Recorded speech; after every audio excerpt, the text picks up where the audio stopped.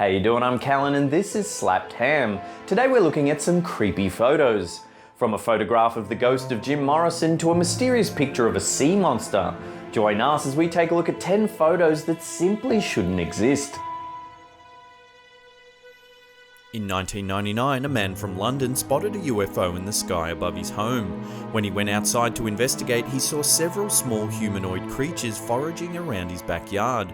He managed to capture a series of photos of the creatures, including this one, that seems to show one of the creatures shielding its eyes from the camera flash. Then, in this image, 3 strange lights can be seen in the sky as 2 of the creatures appear to be communicating with each other. The one on the left looks to be pointing towards the photographer. Could this just be children playing a prank, or was this man really visited by aliens? In 1997, American rock historian Brett Meisner asked his assistant to take a photograph of him standing next to the grave of the legendary Doors frontman Jim Morrison. The grave, located at the Père Lachaise Cemetery in Paris, is a popular tourist attraction with many fans visiting daily.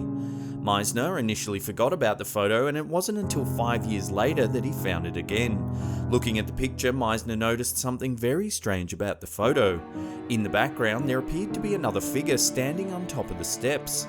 The image quickly spread across the internet, with many claiming that the ghostly figure seen in the picture was none other than Jim Morrison himself. When doubt was cast on the validity of the image, Meisner agreed to have it examined. Experts agreed that both the photo and the negative had not been tampered with in any way, nor was there any evidence that the figure was a result of exposure or light manipulation. To this day, the figure in the photo remains a mystery.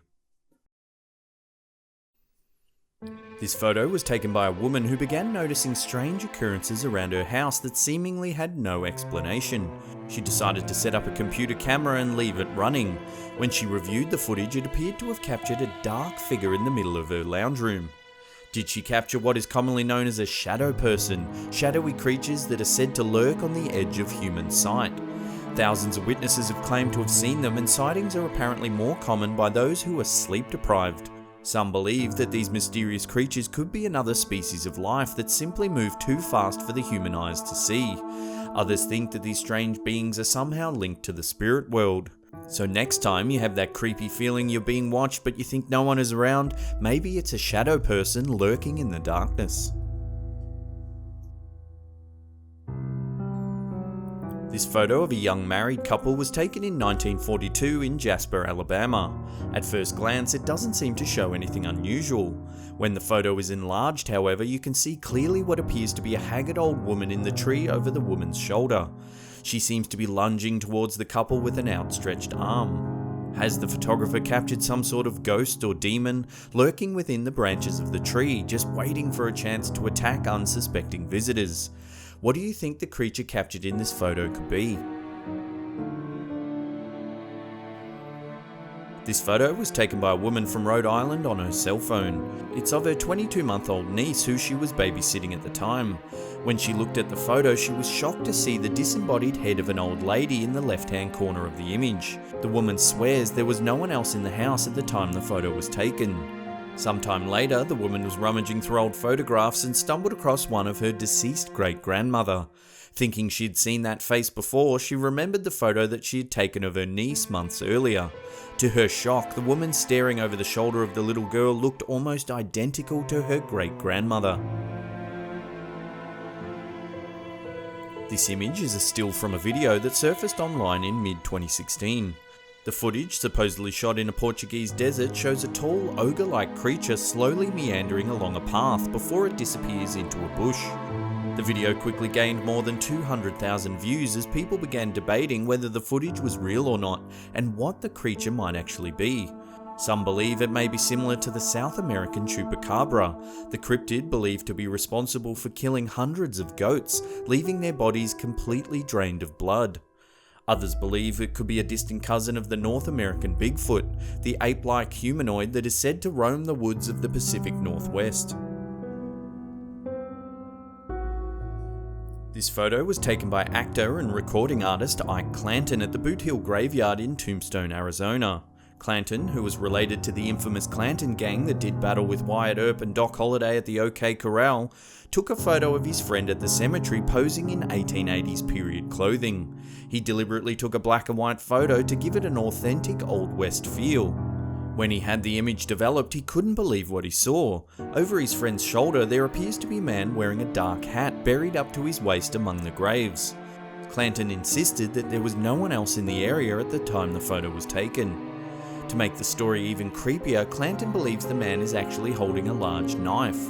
When asked about the photo, he said, "We thought this was a tie at first, but after further review it appears to be a knife. The knife is in a vertical position, the tip is located just below the figure's right collar." While this photo has been around for a while, no one has been able to prove who or what the mysterious figure is. What do you think? Camera trick, or has Clanton captured a ghost of a restless cowboy rising from the grave? This photo of a young hunter was supposedly taken somewhere in Australia. The photo shows a man holding a gigantic grasshopper in one hand that he supposedly shot and killed while hunting in the outback. The image first appeared in an Australian magazine in 1937, along with an article claiming that the hunter had shot the world's largest grasshopper. Recently, someone came forward on the internet claiming that the photo was of their grandpa and that it was actually taken in eastern Montana.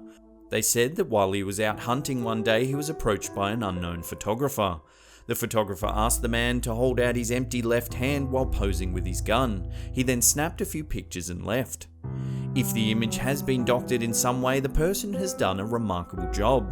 Remember, this photo was taken long before Photoshop was even invented. What do you think? Is this an actual photo of a gigantic Australian grasshopper, or has the image somehow been manipulated?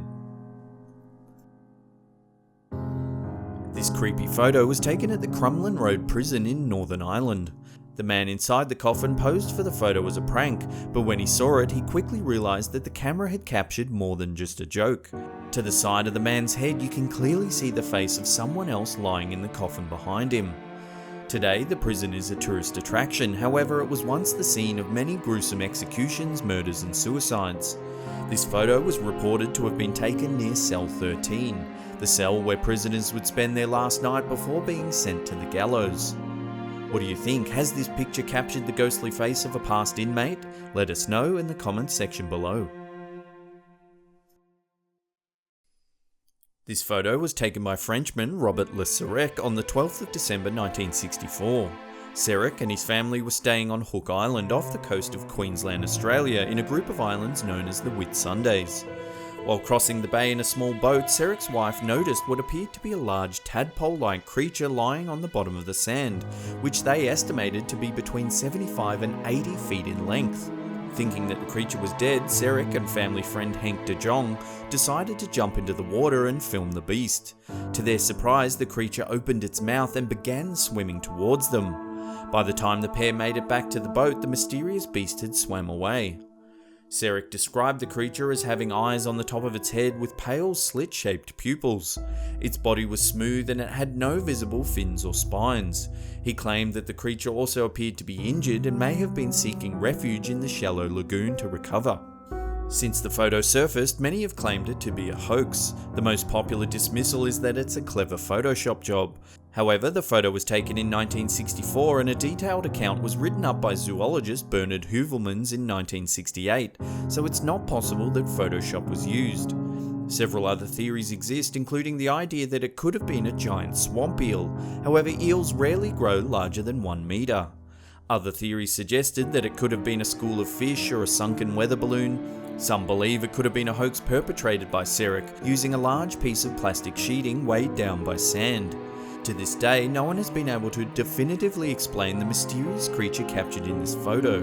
While Serec didn't manage to film the beast, he did manage to capture these 2 additional images along with the famous image we've been looking at previous.